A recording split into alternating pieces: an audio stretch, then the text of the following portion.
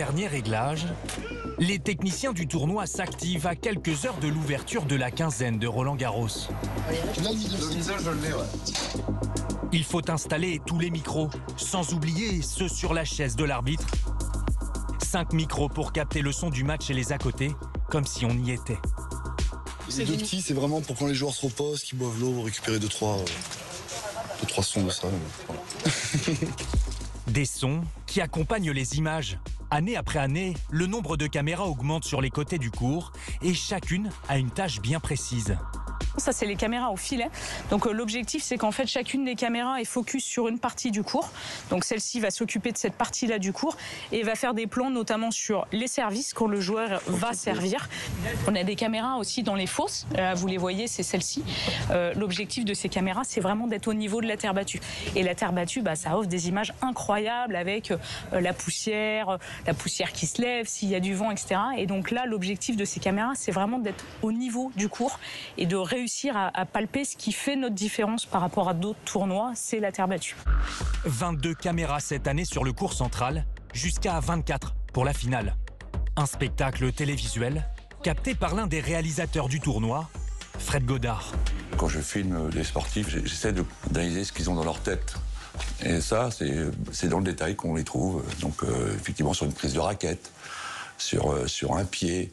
Dans l'échange, il y a des énervements, il y a des déceptions. Et ça, il ne faut pas les louper. Et un match, je te dis, ça dure longtemps, ça peut durer 5 heures, 6 heures.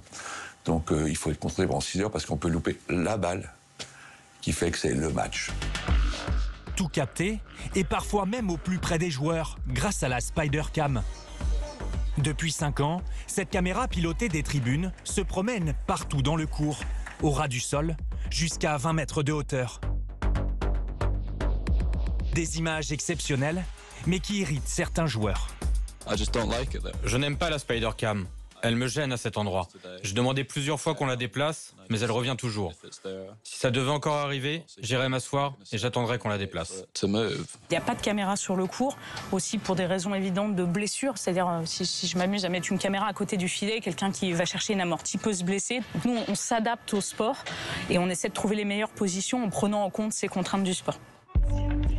Cette année, France Télé prévoit 10 heures de direct par jour pendant la quinzaine. Nadal, il sera sur le court Sudan-Langlaine cet après-midi. Roland-Garros rayonne également à l'international. Le tournoi est diffusé au total sur 170 chaînes, mais aussi sur une plateforme.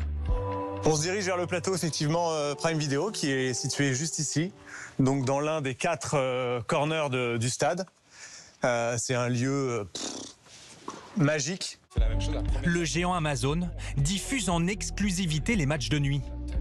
L'intérêt, c'est de événementialiser un match dans la journée, l'extraire des sessions de jour et donner à Roland-Garros ce côté un petit peu chaud, à l'américaine, si j'osais dire. Et les audiences le prouvent. Avec 40,5 millions de téléspectateurs qui ont suivi Roland-Garros 2023, rien que sur les antennes et les plateformes de France Télévisions. C'est le match Nadal.